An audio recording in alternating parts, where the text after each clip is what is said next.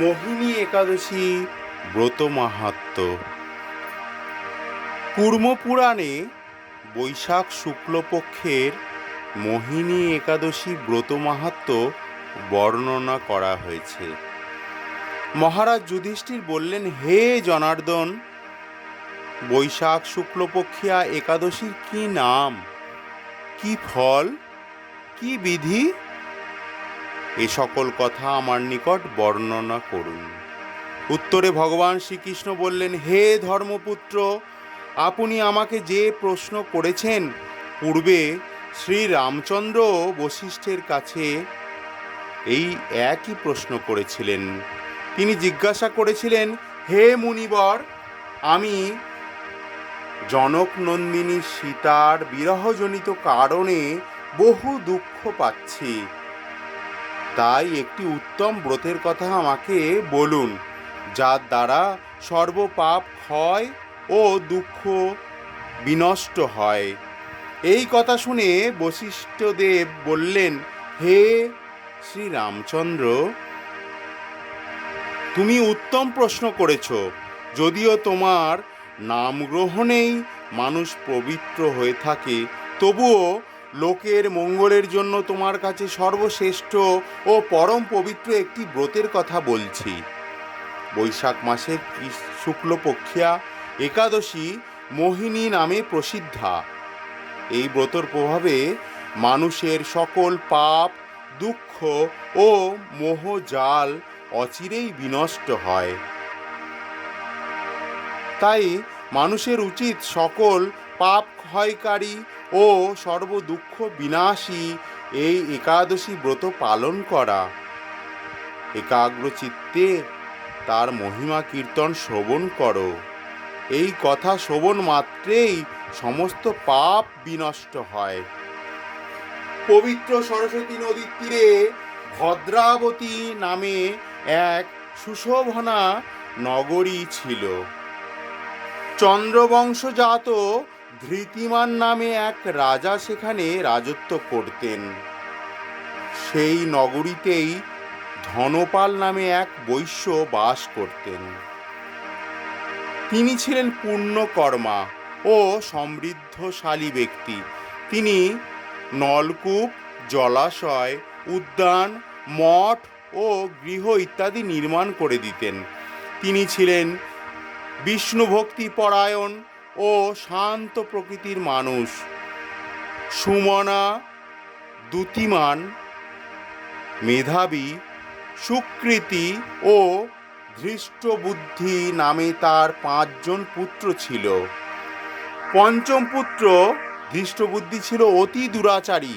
সে সর্বদা পাপ কার্যে লিপ্ত থাকত।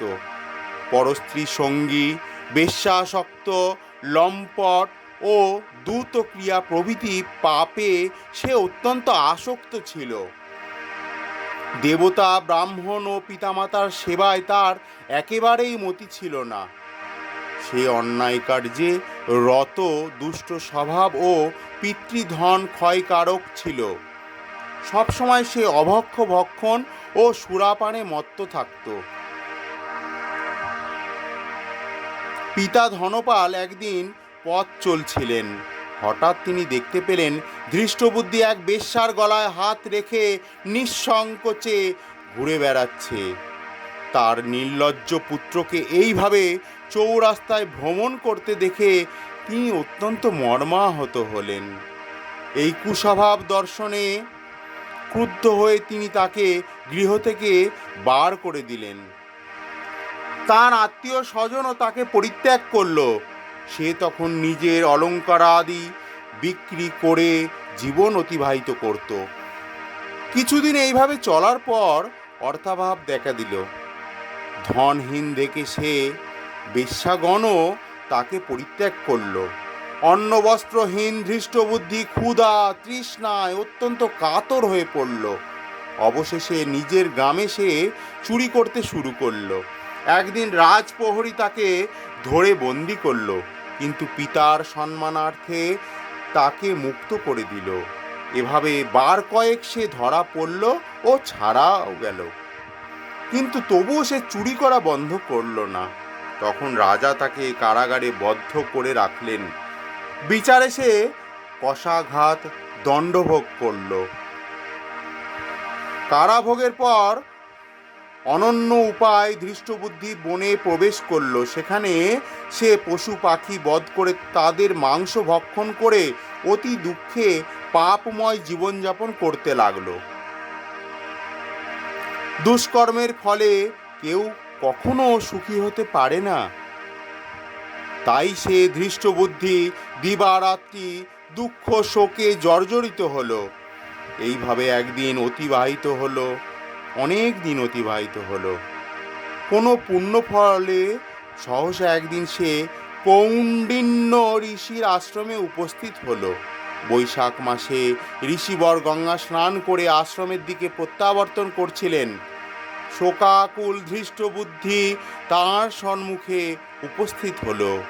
ঘটনাক্রমে ঋষির বস্ত্র হতে এক বিন্দু জল তার গায়ে পড়ল। সেই জলস্পর্শে তার সমস্ত পাপ দূর হলো। হঠাৎ তার শুভ বুদ্ধির উদয় হলো।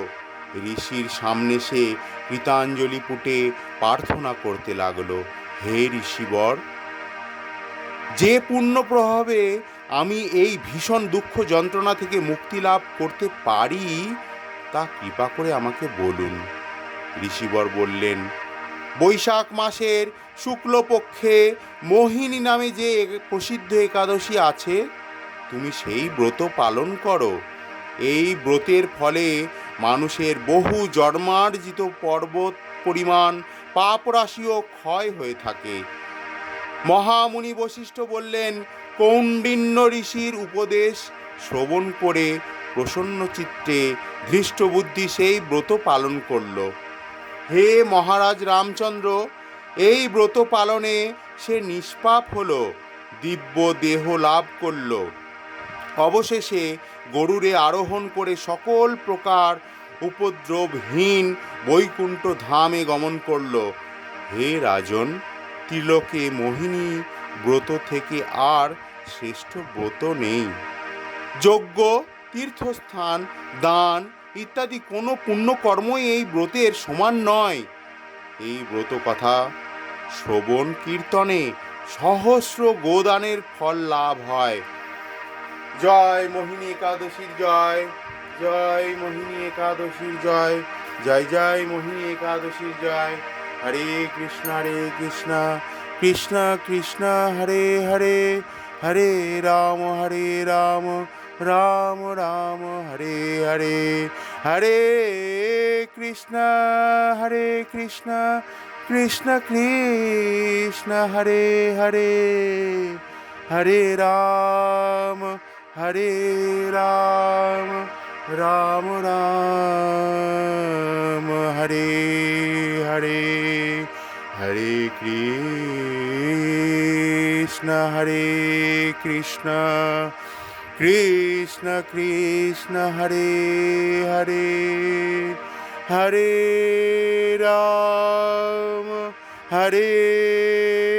রাম রাম রাম